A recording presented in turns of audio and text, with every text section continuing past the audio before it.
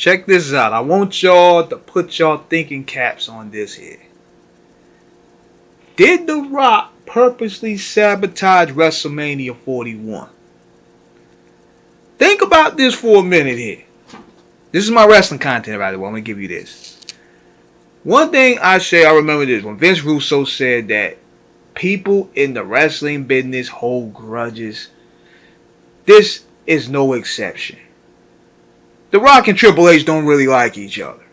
Let's just be honest. Their rivalry go back to 1997, where The Rock was trying to get in the game, and he had to go through the bullshit. He had to go through the Clique. The Clique was basically burying him, and Bret the Hitman Hart had to step in and help interject, because it was up to them. They had enough power where they could bury anybody. They had Vince McMahon's ear. They had him.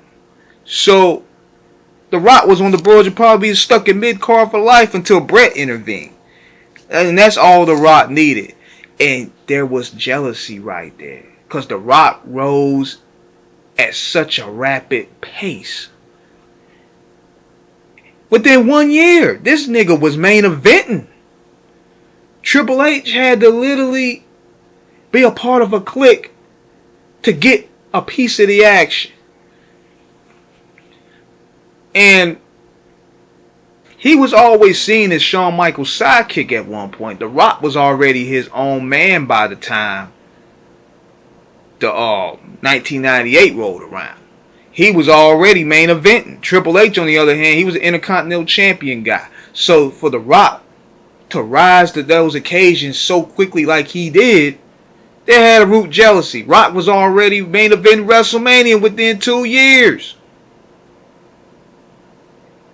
Matter of fact, he main evented it WrestleMania within 2 years, 1999. Triple H was mid-carding then, and he had to turn heel then.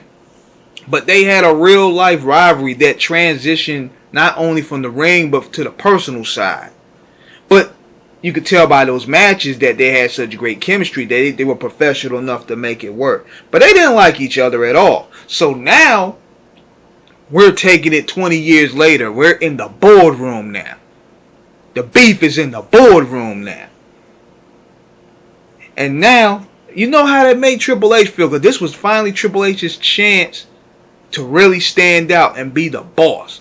Like, he was always seen as the C-plus player when it came to Stone Cold and Rock. But now, he was seen as the guy to be the boss now.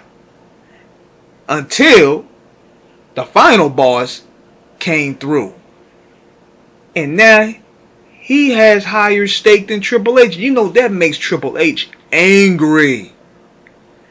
Deep inside, that makes him furious, because they did a lot to keep The Rock down. I remember even The Rock wanted to be a part of WrestleMania 21, and Triple H put the bug in Vince's ear like, we don't need The Rock. The Rock is over the hill. We got to focus on Cena, Batista, Randy Orton, on the new guys in the Ruthless Aggression era. We don't need The Rock. And so that probably kept him out. But now, The Rock has more power than Triple H. And you look at how, even when last year they did the press conference where The Rock slapped Cody Rhodes, how Triple H looked like he was getting holed by Roman Reigns and The Rock. The Rock, like, he told him like a jabroni. He basically said, you better go fix it. You better go out there and fucking fix it. He had Triple H in control like one of his pawns or something. But then Triple H had to save face and throw his shots back. He had to get his lick back on there. But there's definitely tension there. The beef is in the boardroom. And now we see it full throttle, because number one, he comes out to Netflix and he pretty much fucked it all up. It's like he literally went to business for himself.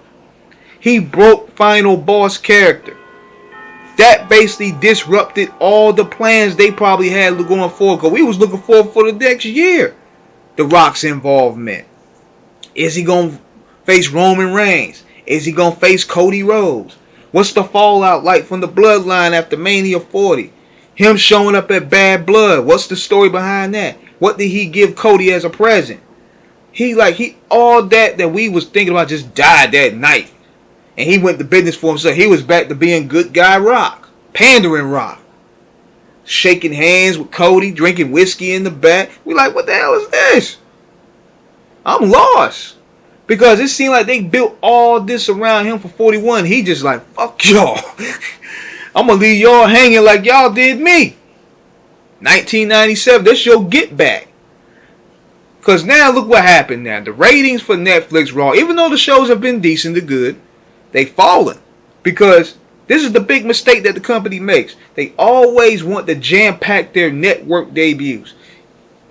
You're promising The Rock. You're promising the Roman Reigns. You're promising The Undertaker and John Cena and other people. And they're not there every week. So the ratings are going to go down. You promised them. You put in Bianca Belair. All these people were on that front poster. And they're not there every week. So of course the audience is not going to be interested. So now, just like my man JD from NY said, WrestleMania don't even feel like WrestleMania now. Because it seems as though they're pivoting right now. They're readjusting all the plans. Roman Reigns don't even show up like that no more. So now Triple H is kind of creatively stumbled. Like he's trying to bring some heavy hitters together for WrestleMania, but it's getting hard. Cena don't even show up. He ain't gonna see Cena to March, even though he told us that he's gonna be full time for 1 year. We ain't seen this dude but twice. They're trying to push Jey Uso through the right way, but that's risky. But we're gonna see where that goes with the Gunther situation. But you need heavy draw power to bring the heads to WrestleMania. Now they're probably going to go with Cody versus Cena. I don't want to personally see that Captain America versus Thor and shit. But they need something like a box office attraction for WrestleMania. And it seems as though they had all this stuff planned for The Rock. And The Rock told him at the last minute, like, look, man, I ain't doing it.